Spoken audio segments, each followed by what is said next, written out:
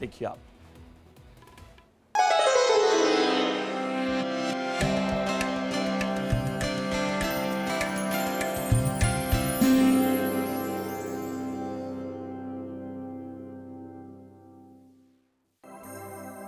चित चोरा यशोदा के लाल, नवनीत चोर गोपाल। चित चोरा यशोदा के लाल, नवनीत चोर गोपाल। चित चोरा यशोदा के लाल, नवनीत चोर गोपाल।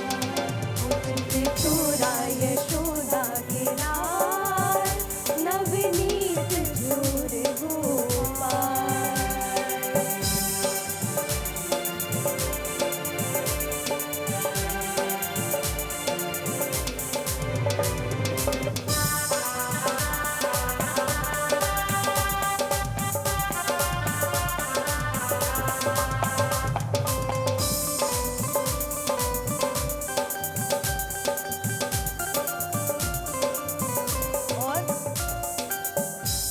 कड़ बोले कृष्ण कृष्ण,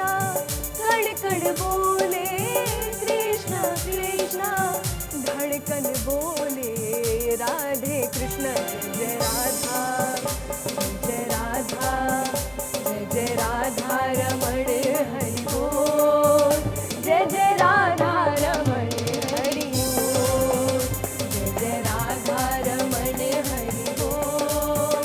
जय जय राधा रमण हरि बोल। जय राधा रमण हरि बोल। जय जय राधा रमण हरि बोल। जय जय राधा रमण हरि बोल। बोलो कृष्ण कन्हैया लाल की जय हो। हम सबने रामायण और महाभारत दोनों के बारे में जाना तो होगा, या अगर बहुत गहराई से नहीं तो सुना तो होगा। हम जब इन कथाओं को सुनते हैं, इन्हें भारत का इतिहास कहा गया है। ये सिर्फ ग्रंथ नहीं है, इट्स आवर हिस्ट्री, ये हमारा इतिहास है। तो जाहिर सी बात है कि कुछ ऐसे इंसिडेंट्स या कुछ ऐसी घटनाएं हैं जिन्हें लेकर हमारे मन में प्रश्न आते हैं कि ठीक है, पर ऐसा क्यों हुआ, ऐसा नहीं होना चाहिए था, या इसमें ये कमी थी। सबके मन में आते हैं, स्वाभाविक है, आने भी चाहिए। This shows that you are curious to know about this, to know more about it. ये दर्शाता है कि आपके मन में जिज्ञासा तो है जानने की कि ऐसा क्यों हुआ। और आपके मन में जितनी क्यूरियोसिटी होगी, जितने आप जिज्ञासु होंगे, जितना जानना चाहेंगे, उतना ही आपका ज्ञान बढ़ेगा। क्योंकि ज्ञान की कोई सीमा नहीं है, वो अनंत है, एंडलेस, और शुरुआत भी नहीं है। वो एंडलेस है, वो सिर्फ है। आप जितना जानोगे आपको उतना समझ आएगा मुझे और कम पता है, अभी तो बहुत कुछ बचा है जानने को। और जो बहुत ज्ञानी होते हैं वो ये सच मान जाते हैं कि कभी किसी एक व्यक्ति को पूरा ज्ञान हो ही नहीं सकता। वो पूरे जीवन क्यों ना सीखे, वो कभी रुक नहीं सकता। इवन भगवान को भी कहा जाता है कि भगवान को भी इस बात का ज्ञान नहीं कि उन्हें भक्तों को, उनके जो भक्त हैं, उनकी भावनाएं कितनी हद तक उनके लिए गहरी है।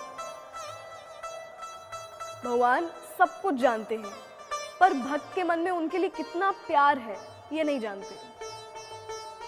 इस बात को जानने के लिए भगवान ने एक सर्टेन अवतार, चैतन्य महाप्रभु का अवतार लिया था कि उस जन्म में वो सिर्फ ये जानेंगे कि भक्त की भावनाएं कैसी होती हैं। तो ज्ञान कभी पूरा नहीं होता, इसीलिए वो सबसे ज्यादा अद्भुत है कि किसी की पूरी पकड़ उसमें नहीं हो सकती।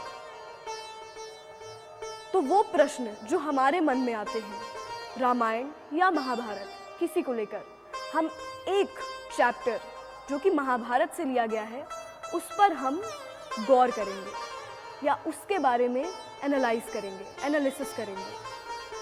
और वो है तब जब महाभारत का युद्ध हो चुका है, भगवान कृष्ण द्वारिका में है और श्री कृष्ण के एक परम मित्र थे, बहुत पक्के दोस्त, बेस्ट फ्रेंड। कौन? सुदामा जी नहीं, भगवान के सबसे पक्के दोस्त थे उद्धव जी,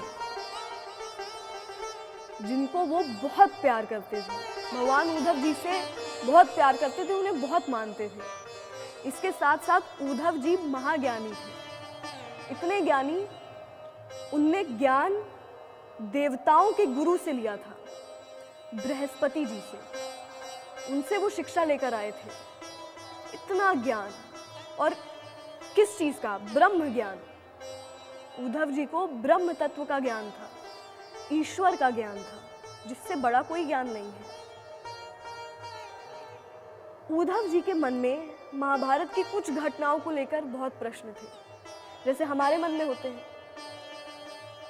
और हमारे मन में भी ये प्रश्न जो उद्धव जी पूछेंगे शायद होंगे, वो हमारे मन की बात पूछने वाले हैं। उद्धव जी ने श्री कृष्ण से कहा, प्रभु आप अंतर्यामी हैं, आप सब कुछ जानते हैं, मुझे कुछ बताने की आवश्यकता नहीं है आपको। उसके बाद भी मेरे मन में कुछ संशय है, कुछ डाउट है।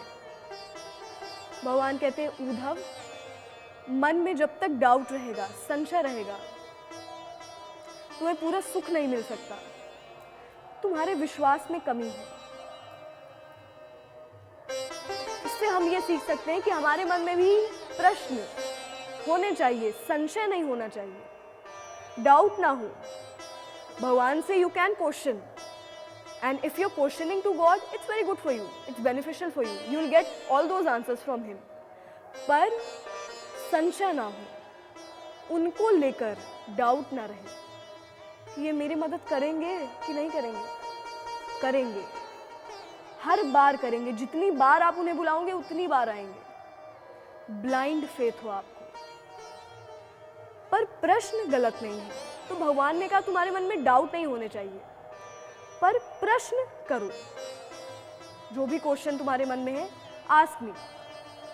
उद्धव जी कहते हैं, प्रभु जब द्यूत क्रीड़ा का खेल रखा गया,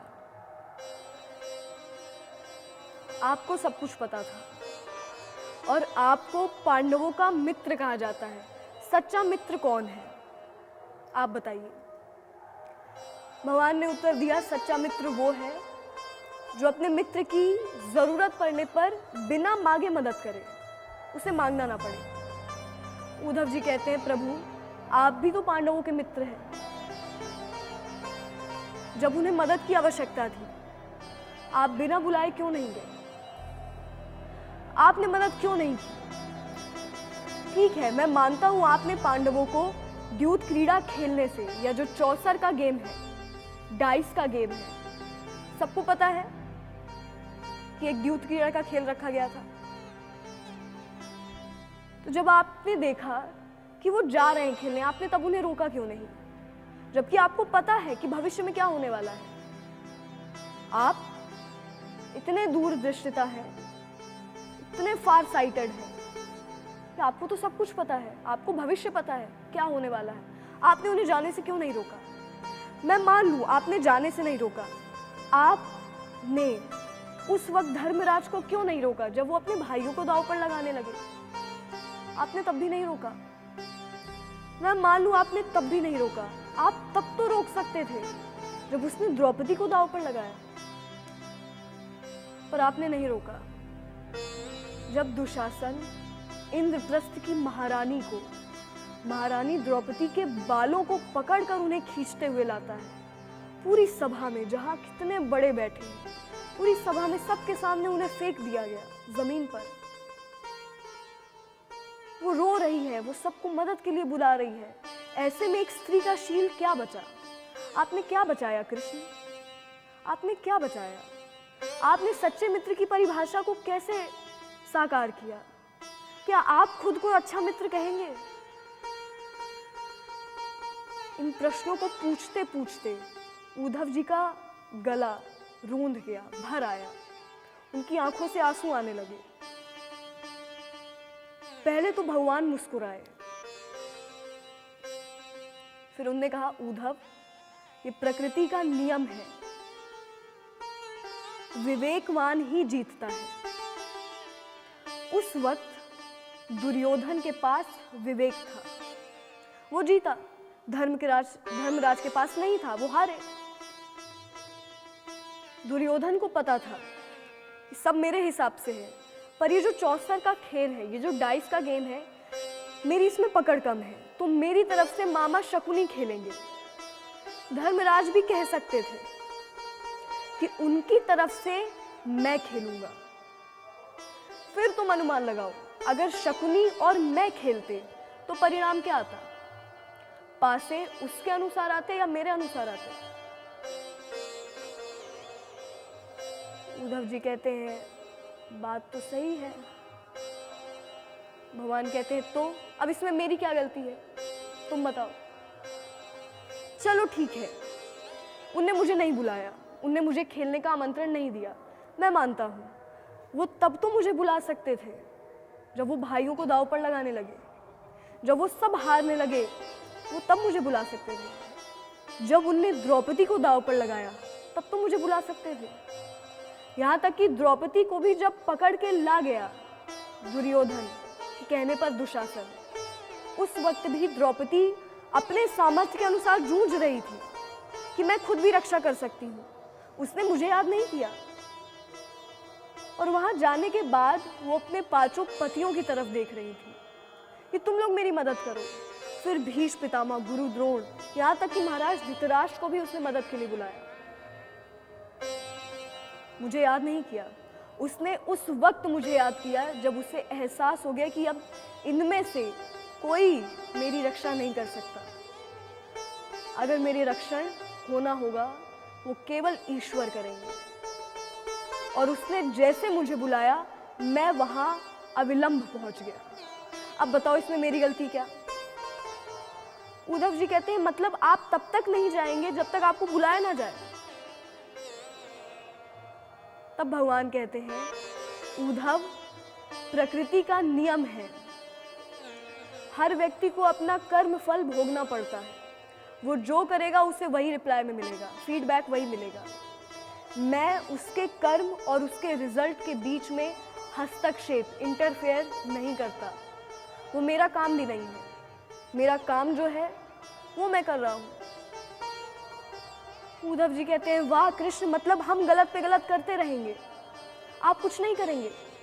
भगवान कहते हैं, मैं साक्षी के रूप में हमेशा व्यक्ति के साथ हूं। साक्षी यानी कि मैं वहां उपस्थित हूं, मेरी निगरानी में सब हो रहा है। अब उद्धव जी कहते हैं, वाह, मतलब हम गलत पे गलत करते रहेंगे और आप हमारे बगल में खड़े होकर देखते रहेंगे, साक्षी बनकर देखते रहेंगे। भगवान कहते हैं, उद्धव, शब्दों की गहराई को तुम नहीं समझे। अगर किसी व्यक्ति को ये एहसास हो जाएगा कि मैं साक्षी के रूप में हर वक्त उसके साथ हूं, वो कुछ गलत कर पाएगा?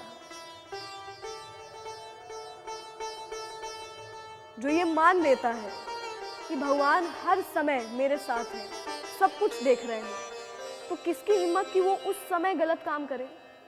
क्योंकि उसके मन में डर है कि भगवान मुझे देख रहे हैं, भले कोई दूसरा ना देख रहा हो। कहा जाता है कि अगर आपको अपना खुद का रूप देखना है कि आप रियलिटी में कैसे हैं, व्हाट्स योर एक्चुअलिटी, आप वास्तव में क्या हैं, तो उस वक्त खुद पर गौर करिए जब आप अकेले हैं, जब दूसरा और कोई आपको देख नहीं रहा।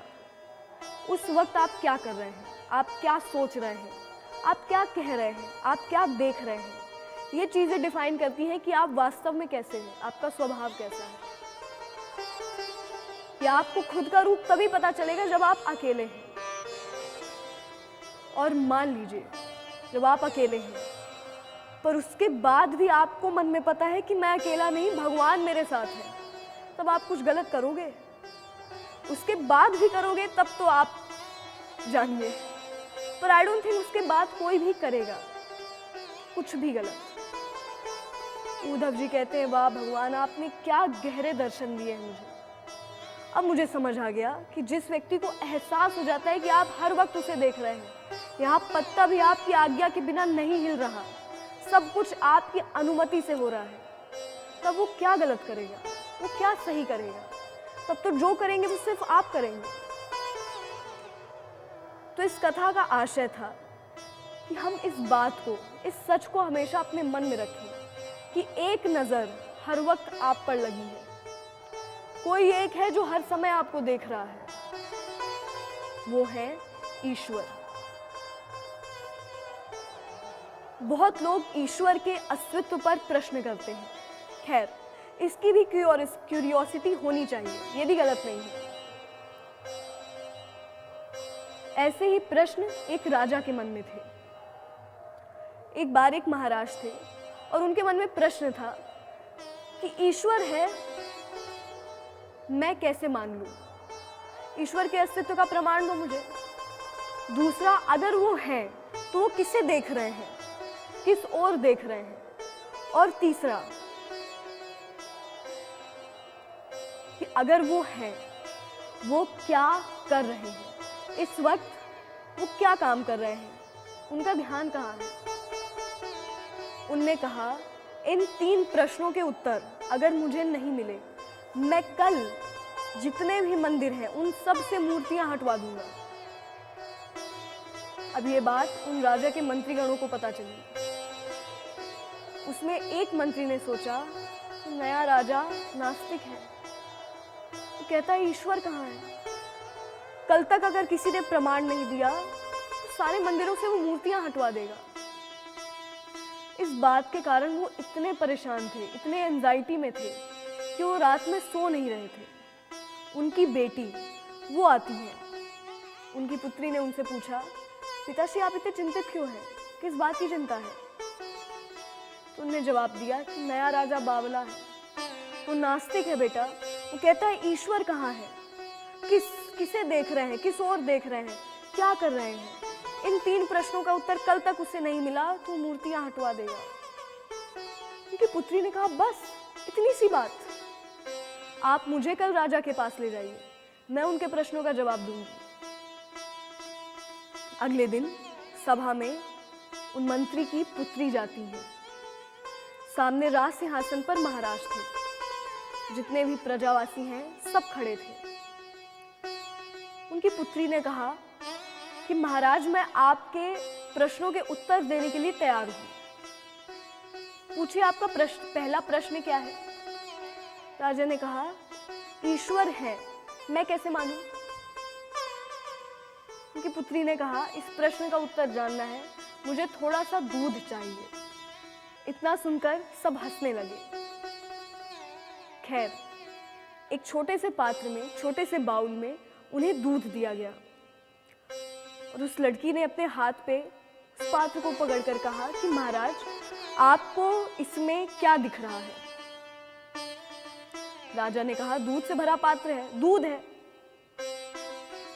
लड़की ने कहा, नहीं, मुझे तो मक्खन भी दिख रहा है, आपको दिख रहा है? महाराज ने कहा, मुझे नहीं दिख रहा। फिर उसने कहा, पर महाराज, क्या इसमें मक्खन नहीं है? जैसे दूध के कण कण में मक्खन है, मक्खन के कण कण में घी है, वैसे ही ईश्वर सृष्टि के कण कण में अलग अलग रूपों में विद्यमान है। जैसे दूध से मक्खन पाने के लिए उसे मथना पड़ता है ना, वैसे ही ईश्वर के अनुभव के लिए वेदांत के श्रवण, मनन और उस पर चलने से हम ईश्वर का अनुभव कर सकते हैं। असंभव नहीं है। आपका दूसरा प्रश्न, राजा ने पूछा, ईश्वर किसे देख रहे हैं? उस लड़की ने कहा, मुझे एक जलती हुई मोमबत्ती मिलेगी।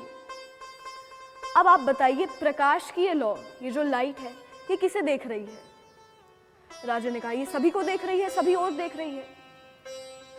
उसने कहा, हाँ, ईश्वर भी सबको देख रहे हैं, सभी और देख रहे हैं। उन्हीं की चेतना हम सब में है, जिससे हम चल रहे हैं, बोल रहे हैं या हम में कुछ भी शक्ति है, वो सब उनकी शक्ति है, क्योंकि वो हम में है, वो हर जगह है, सब कुछ देख रहे हैं, इसलिए ईश्वर की नजरें सब पर है। आपका तीसरा प्रश्न, राजा ने पूछा वो इस समय क्या कर रहे हैं? लड़की ने कहा, महाराज इस समय मैं आपके प्रश्नों का उत्तर दे रही हूँ, यानी मैं तुम्हारी गुरु हूँ, तुम मेरे शिष्य हो, पर तुम सिंहासन पर बैठे हो और मैं खड़ी हूँ। इसका उत्तर जानना है तो मुझे तुम्हें अपने आसन में बैठाना होगा, तुम्हें मुझे अपना आसन देना होगा। राजा के मन में इतनी क्यूरियोसिटी थी कि वो बिना प्रश्न किए अपने राज सिंहासन से उठ गए, बोले बैठो बैठो, जो चाहिए वो करो, मुझे उत्तर चाहिए बस। वो लड़की सिंहासन पर बैठती है और कहती है, महाराज आप राजा हैं और आप एक सामान्य नागरिक की जगह खड़े हैं। मैं सामान्य हूं, पर मुझे राज सिंहासन मिला, मैं आपके स्थान पर बैठी हूं और आप मेरे स्थान पर खड़े हैं। ईश्वर इस समय ये करा रहा है, किसे किस समय कितना आगे पहुंचा देना है, किसे किस वक्त कौन सी जगह में बैठा देना है, किसे सब कुछ दे देना है, किसे सब कुछ छीन लेना है, ये सब तय ईश्वर करते हैं। कहने का अर्थ कि जो कुछ हो रहा है वो करा रहे हैं। आप देखिए, इससे कुछ समय पहले तक आप सोच रहे थे आप मूर्तियां हटवा देंगे, पर अब आप फिर से विचार कर रहे हैं। वो ईश्वर जिसने इस अद्भुत, विस्मयकारी और महान संसार रचा है, जिसके कण कण में एक व्यवस्था है, जहां सूर्य, ग्रह, नक्षत्र अपनी अपनी जगह पर स्थित है और गतिशील है, ऐसे अनंत शक्तियों के स्वामी ईश्वर के लिए क्या संभव है? हम कौन होते हैं उनके लिए कुछ भी कहने वाले? अब राजा को सब कुछ समझ आ गया। उनके मन में जो 3 प्रश्न थे, उन तीनों के उत्तर उन्हें मिल गए। देखा जाए तो ईश्वर हर चीज को दर्शा देते हैं। वो सगुण भी है, वो निराकार भी है, कुछ भी नहीं है जो वो ना हो। ऐसा कोई चीज है ही नहीं, ऐसी कोई चीज एग्जिस्ट ही नहीं करती जो उनके बिना रह सके। इवन भगवत गीता में श्री कृष्ण ने सीधे सीधे कह दिया, किसी में इतना सामर्थ्य नहीं कि मेरे बिना वो रह सके, यानी मेरे बिना वो जीवित रह सके, क्योंकि मेरे बिना तुम रह ही नहीं सकते हो। तुम जहां रहोगे तुम्हें मेरी आवश्यकता पड़ेगी, जिस स्थिति में रहोगे तुम्हें मुझे याद करना पड़ेगा, या ऐसी स्थितियां अपने आप प्रकृति बना देगी कि फिर आपके पास भगवान के अलावा कोई बचेगा ही नहीं। यहाँ तक कि भगवत गीता में भगवान ने सीधे सीधे कह दिया कि ऐसा कोई भी व्यक्ति, ऐसी कोई भी वस्तु, ऐसा कुछ भी नहीं है जो मेरे बिना रह सके, यानी जो मेरे बिना जीवित रह सके। आपको उनकी आवश्यकता समय समय पर पड़ेगी, या प्रकृति ऐसी सिचुएशंस आपके साथ बना देगी कि फिर आपके पास भगवान के अलावा कोई बचेगा ही नहीं। आपको उन्हें याद करना पड़ेगा, उनके बारे में सोचना पड़ेगा। तो अगर हमें जीवन का सार समझना है, इसे और बेहतर तरीके से जीने का ढंग समझना है, तो हमें सच्चाई को याद रखना पड़ेगा। वो क्या है? सिर्फ ईश्वर। तो आज हमने जाना कि भगवान कैसे सब पर अपनी बराबर दृष्टि, नजर रखे हुए हैं और सब कुछ उनकी अनुमति से हो रहा है। आज के लिए सिर्फ इतना ही। कल मिलेंगे एक नए विषय के साथ। जय श्री कृष्ण।